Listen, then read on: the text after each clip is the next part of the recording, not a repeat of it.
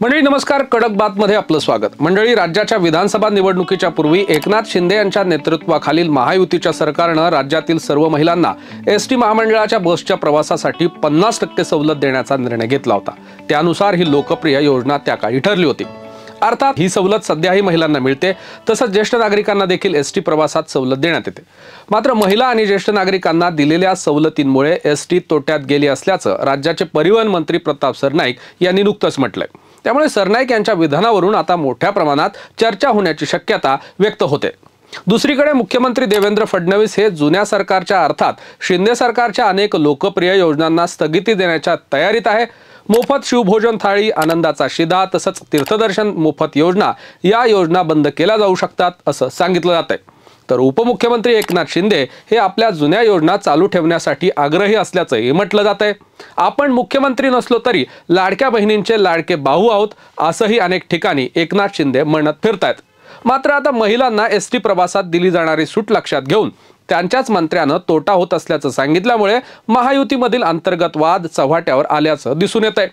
महिलांना एसटीच्या प्रवासात सूट दिल्यामुळे महायुतीच्या अनेक नेत्यांनी एसटीला फायदा होत असल्याचं म्हटलं होतं।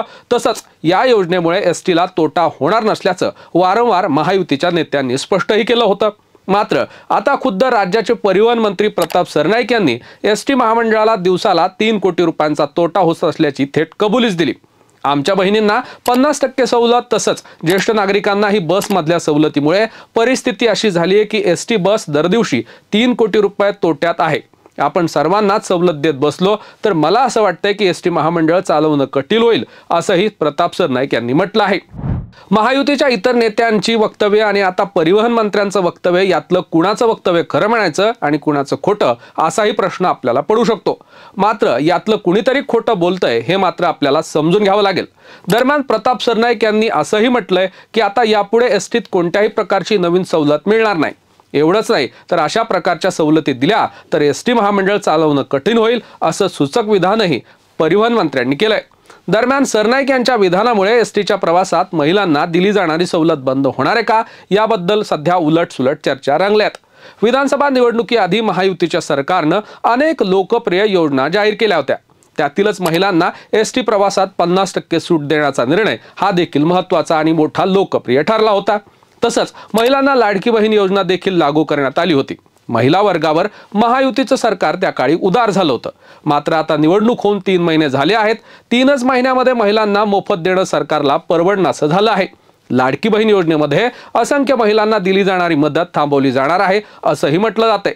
65 वर्षांपेक्षाच्या वयाच्या महिलांना तसंच ज्या महिलांच्या घरी 4 चाकी गाडी आहे अशा महिलेला दिली जाणारी आर्थिक मदत बंद होणार आहे। शिवाय लाखो महिलांच्या KYC प्रलंबित असल्यामुळे त्यांची ही मदत काही दिवसात थांबवली जाणार असल्याचं म्हटलं जातंय। दुसरीकडे लाडकी बहीण योजना सुरू केल्यामुळे अनेक लोकउपयोगी आणि कल्याणकारी योजनांवर त्याचा परिणाम होतोय असंही म्हटलं गेलं। विद्यार्थ्यांची स्कॉलरशिप, शेतकऱ्यांचं अनुदान या माध्यमातून मिळणाऱ्या डायरेक्ट बेनिफिट थांबवण्यात आले असून या योजनांच्या अर्ध्यापेक्षा जास्त पैसा हा महिला वर्गांना लाडकी बहीणसाठी वापरला जातो आहे अशा पद्धतीची भाषा मधल्या काळात शासनाकडून आणि प्रशासनाकडून करण्यात आली। राज्यामध्ये राबवण्यात येत असलेली घरकुल योजनेचा निधी देखील प्रलंबित असून अनेक प्रकल्प त्यामुळे रखडलेले आहेत आणि त्याच्यासाठी लाडकी बहीण योजनेला दोष देण्यात येतो आहे। त्याचवेळी लाडकी बहीण योजना बंद केली जाणार नाही अशा पद्धतीचं आश्वासन मंत्र्यांकडून मिळतात।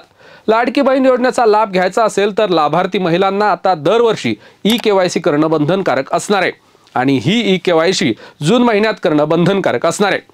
एकूणच लोकप्रिय योजनांची घोषणा करताना आणि महिलांचा समावेश करताना कोणत्याही गोष्टी त्या काळी पाहिल्या गेल्या नाही। आता मात्र जेव्हा शासनाच्या तिजोरीवर ताण येतोय तेव्हा मात्र अटी आणि शर्ती लागू करत महिलांना वगळण्यात येतं आहे असंही दिसून येत आहे। लाडक्या बहिणींवर उदार झालेलं सरकार आता आपल्या बहिणींना हळूहळू दूर करते की काय असेही प्रश्न उपस्थित होत आहेत।